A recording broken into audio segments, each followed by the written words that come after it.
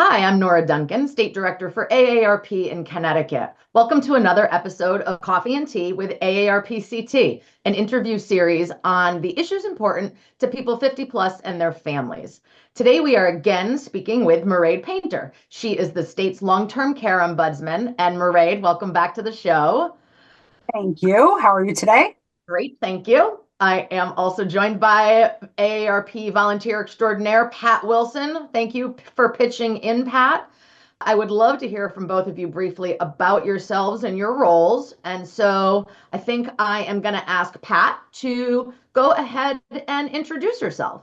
Thank you. Okay, Pat Wilson. I'm from West Hartford, and I've been involved with AARP for a little over 11 years. In that time, I've worked with caregiving issues, some advocacy, and I began our book discussion group for volunteers a few years ago. I'm retired from hospice work. Thank you, Pat. So, Mairead, why don't you tell us about your role, the work you and your staff do, your volunteers?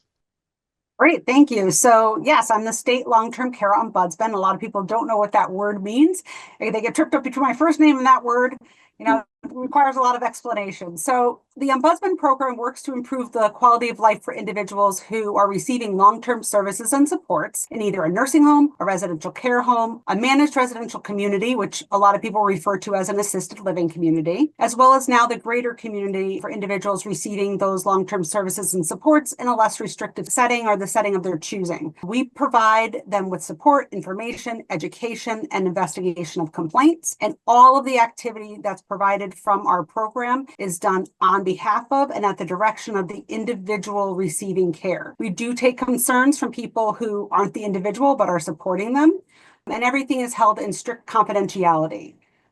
There's myself, we have regional ombudsman, intake team members, but we also, to your point, Nora, we have resident advocates who are volunteers and can be certified to go into the nursing homes to support residents living there. Awesome. I think Pat is going to kick us off with the first question today, Mairead. Mairead, the 2025 legislative session has kicked off. But before we get into this year's priorities, can you tell us a little bit about the key highlights from 2024?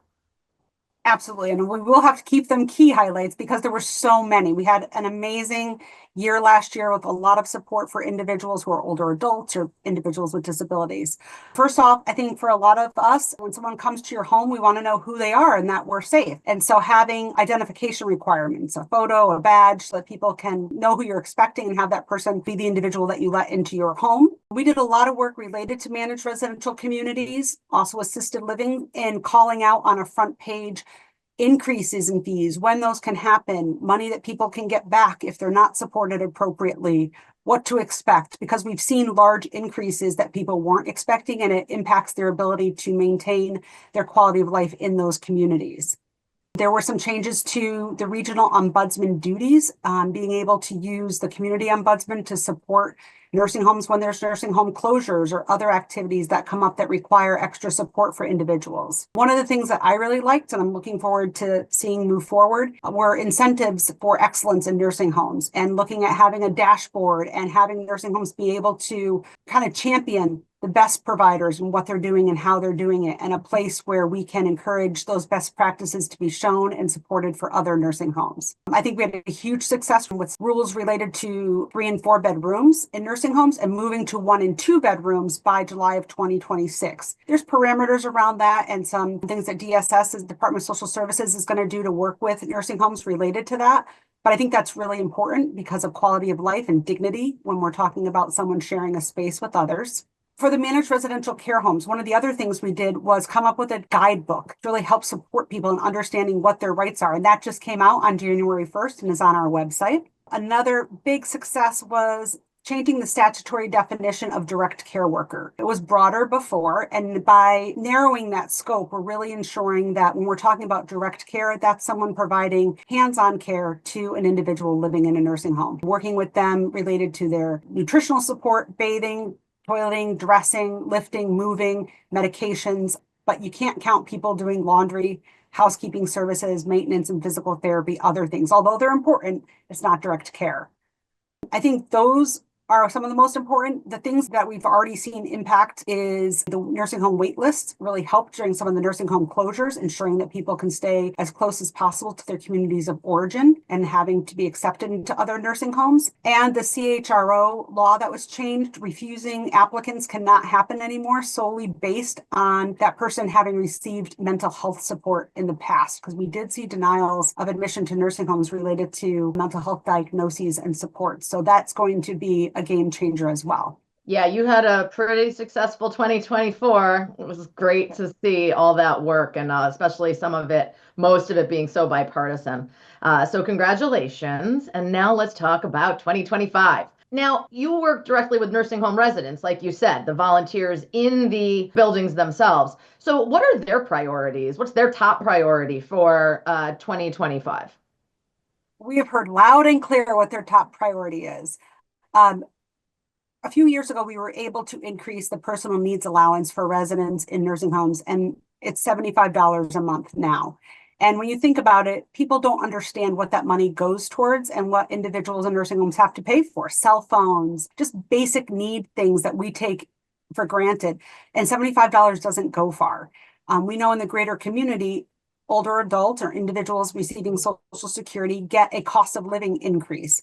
When that happens, the individuals in nursing homes don't always see that. On occasion they do, but not always. And so the residents really want to have a portion of that cost of living that comes to them not be turned over to the state and go to increase their personal needs allowance. For example, if they got an extra dollar a year, I know that's not what it is, but maybe they'd get to keep 25 cents of that dollar, go to their personal needs allowance, and then the rest would go to the state as part of their applied income to help support them. That's really their priority this year due to the cost of everything going up and them wanting to be able to have a high quality, dignified existence wherever they're living. Mm-hmm. Mairead, the difference between what is legislative and what is administrative is lost on some of us. I've been reading a lot about nursing home closures, and I hope you could clarify how a closure is initiated and the process for doing that. That's a great question. It does come up a lot, and there's a lot of different type of nursing home closures, right? Sometimes there's a nursing home closure because there's been an emergency evacuation due to an issue or concern where the state has a significant concern and individuals are evacuated, and then the nursing home decides they're not going to resolve that and they close. So that's one type. But the type that we've been seeing most recently are owners of the nursing homes. Nursing homes are not owned by the state of Connecticut. None of them are. They are owned by private owners or not-for-profit. We have a small amount of not-for-profit nursing homes. Most of the nursing homes in Connecticut are private owners. So these are businesses, and these business owners can make business decisions and change what they want to do with their property and change how they want to do things. Here in Connecticut, we do have some safeguards in place that are not in place in other states. One is called a certificate of need process. So you hear them say a CON. That certificate of need process requires that an owner come forward and give the residents a letter saying that they intend to close, letter of intent. That comes with a letter from my office explaining their rights. After that, they must provide that certificate of need and describe to the state why they need to close, why they're not making money, or whatever that reason is. And then in most cases, if they have more than 70% occupancy in the nursing home, you have to have a public hearing. And that's the opportunity for people in the greater community, the media, to find out more about that. We hear often that the state is closing or they're closing on a certain date. We've heard recently about some nursing homes that are closing on a certain date, but they haven't even had the permission from the state to close yet. So when you hear that, I think it's really important to ask, has the Department of Social Services granted permission for the nursing home to close? The two pending that have dates out there don't even have permission to close yet. They haven't even had their public hearings yet. So I think making sure that people are fully informed, understanding that residents need to receive a 60-day notice. They then receive a 30-day notice, and they have to have a safe and appropriate discharge plan in order to be transferred. Again, unless there is an emergency, which doesn't happen very often, and the state really tries not to make people move without high cause. We only for safety and well-being would they ever do that. But otherwise, we really want to stick to that CON process. And I think ensuring that people understand that these nursing homes are owned by private owners making private business decisions, is the key takeaway there. I'd one up you on that and say sometimes private owner sounds like there's just one person who owns it, but it's actually oftentimes private equity that is behind it. Like much of the problems that are plaguing our healthcare system right now, private equity, which is entire goal was to be profitable, is hospitals. We're hearing about it in our hospitals right now. The nursing homes, the private equity has really had an impact on our long-term care availability for people. Yeah. So let's dig a little deeper into that. So what does the state do to monitor the quality of care when this is going on? I mean, if you're not even allowed to close, but you've told the media or the residents or whomever that you're closing, to me that sounds like a reaction naturally would be that, staff start looking for jobs elsewhere. So what happens to the people who are living there while we go through this process? What's the quality of care monitoring, and are you looking for any kind of changes to that? So broadly, what happens when a nursing home closes is there's a team that comes together from the Department of Public Health, the Department of Social Services, my team, to talk about what are the needs of the individuals there. We very quickly get into the nursing home to make sure that they're informed of their rights, that it's not just the nursing home providing information to them. There's monitoring that happens between, usually on-site is done mostly by the Department of Public Health and my team. It is very hard on my team with the amount of closures that we've had because we try to have someone in there almost every day, especially at the beginning, to make sure that people aren't getting mixed messages. The Department of Public Health is in to ensure that people are still receiving, that the staff is up to, snuff, I would say. There's enough staff on board, nurses, food, quality. Sometimes we hear that there's not enough linen or other things start to fall off. So that's something that the Department of Public Health monitors. We monitor whether or not the person is receiving that support in order to know that they don't have to leave, but they can leave if they don't want to be there anymore, if they want to make other choices, understanding their rights. The Department of Social Services has a team from Money Files, the person that goes in to ensure that people understand that they could be assessed. I truly believe everyone should be assessed and know what their rights are under their insurance, Medicaid if they have it, to live in a less restrictive environment, or if there's a care plan that can support them in another way. So Money Files, the person is in, and they really work to support those individuals all the way through and ensure that they have quality care until those decisions are made. DSS actually makes sure that there's a closure rate. So as the number of residents go down, the owners receive a rate per person to help make sure that there's enough staff and food. The one thing we're looking for this session is to have the Department of Public Health survey teams, and those are the teams that go out to monitor the nursing homes, be more diversified. Almost all of the team members, other than just a handful, maybe not even a handful, one or two, are nurses. But we know a lot of the complaints that we receive and the life for someone in a long-term care community isn't just related to your medical health. You're looking holistically on well-being, on your dietary needs, your physical therapy needs, social and emotional needs. And so we'd like to see a requirement that the nursing teams are diversified to almost like you would see in a nursing home, who are the members of the care team, right? And that should be reflected in who is surveying the nursing homes. There could be a nurse lead because of the medical concentration, but really ensuring that a dietitian, social worker, physical therapist are all members of that team. That makes a lot of sense. And yeah, how you said earlier, sometimes I feel like we need to clarify that, the state doesn't run nursing homes, but the state does, oversee the operations to make sure, like any other public health setting, that things are going the way they're supposed to. But the thing is that taxpayers do pay for, I mean, most of the people we're talking about are on Medicaid, and Medicaid is taxpayer dollars, federal and state. And so this quality and making sure that private equity is not sucking taxpayer dollars in without giving the quality they deserve is really important. And I think people need to really understand how complicated things can get when a nursing home closes. So,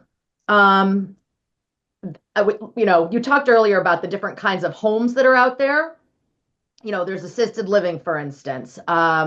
And it's tough for most people to know the difference in these things. So I wanted to get some clarity about one that you and I have talked about a lot, but that's residential care homes. So how is a residential care home different from assisted living or a nursing home? And you and I talked a little bit about level setting for residential care homes. So I want to hear about what you think should happen in the 2025 session after you tell us what the heck a residential care home is anyway. Absolutely. And I bet a lot of people have residential care homes in their communities and don't even know it. So I think people are really familiar with what a nursing home is, right? Most people are. So we have nursing homes. We then have managed residential communities, which I think most people refer to as assisted living. However, you don't need to have the assisted living services to live there. It's a managed community because it provides support. People can live there. They're really apartments. And then as your care needs change, you can receive the care you need in that setting. Some have memory care sections to the managed residential communities. Not all do. And some are part of a nursing home or have other types of care. Some have residential care homes in them. Some have nursing homes in them. And so you stay in one greater community and you progress as you age. For the residential care homes, you would see these in your communities. They're small as 6 rooms up to the largest in Waterbury, which is the Elton, at about 100 rooms, which is an old hotel. And these are community-based supports, and individuals can receive assistance with meals, housekeeping, prompts, and med techs. So the med techs can help hand them their medication. They have to know what they're taking and why they're taking it and be able to take it. But for individuals who don't want to live alone and want to have supports and stay in their communities of origin, these can be really great resources.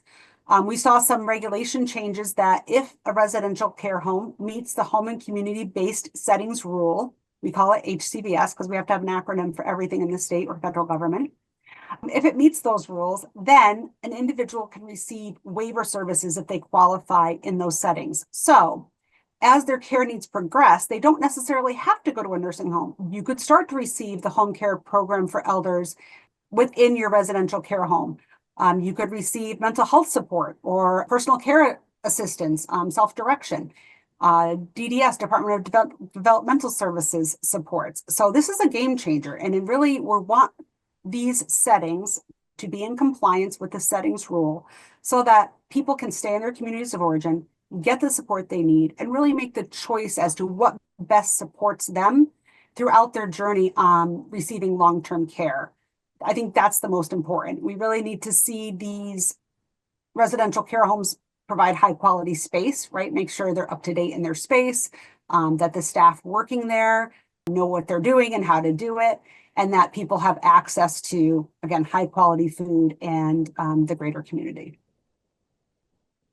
Mairead, for our last question, I understand that you're looking at concerns related to veterans and their access to nursing homes if they are service connected. Can you fill us in a little bit about that? Yes, and thank you for bringing that up because this one is really, really important to me. And I'm surprised I didn't know about it sooner. So we really identified this year that for veterans who are 100% service connected, we've known for a while that there are only certain nursing homes, I would say about 10 in the state, that are actively accepting veterans who are 100% service connected. That means that they have to choose one of these 10 nursing homes out of our 195. They can only choose from 10 to go to, and that their care would be paid for 100%. So it's really important. It's a significant benefit that if they're entitled to, we should make sure there's an ease of access to. The challenge is some of the homes that have these contracts, Eastern Connecticut, Western Connecticut, where there aren't as many, they're really good nursing homes, so people want to go there. So they have a long wait list. So we have individuals from Eastern Connecticut who are having to drive to the middle of the state or have their loved ones drive to the middle of the state to visit them because they can't get into one of the only 1 or 2 homes within their area because the wait list is too long. So the change that we would like to see is a change to the wait list saying, if we have a veteran who is 100% service connected and can only choose from one of these 10 nursing homes in our state, that they should be able to go to the top of the wait list and be able to be considered first to ensure that they have access within their greater community and their friends, family, religious backgrounds. Everyone can stay close to them and help support them during their time of need. Yeah, I did not know about that until the first time you sort of mentioned it. And I thought, they can't go to any nursing home they want, like anybody, well, I mean, any nursing home they want, wait list, yada, yada. But so that was really surprising to me. I mean, I know that's probably because the federal, the Veterans Administration has a contract but I think you're right. If there's only 10 choices that you can go to, having to make one that's the opposite side of the state's not good for anybody. Well, Marie, do you want to add anything did you want to get out there that we didn't cover today? I thank you for this. I think we have other bills that we're working on. We have a lot that's going to come this session. We're really looking at how do we ensure that individuals who are living in nursing homes, right, that they're choosing to live there, that they can be proud of where they live, people can be proud of where they work, and that they continue to be active members of our community, connecting them to education, to the library, to the senior center, and having that high quality of life no matter where you live. And we started last year. I'm hoping to continue to see that happen this year. And I'm so thankful for our partnership with you guys and all of the support that you give to what we're trying to do. So thank you. You are absolutely welcome, and it is our pleasure and our responsibility. So glad to do it. Okay, so we'll wrap up. Thank you, Mairead and Pat, and thanks to everyone who tuned in for Coffee and Tea with AARP-CT. Join us again for another episode and catch back episodes on demand right here on our Facebook page or on our YouTube page. And scan the QR code to become an e-advocate and help us advance policies that are important to people 50 plus in Connecticut, like the one Mairead's talking about and more. Everybody have a great day, week, month, whatever you're watching this, and we look forward to seeing you again.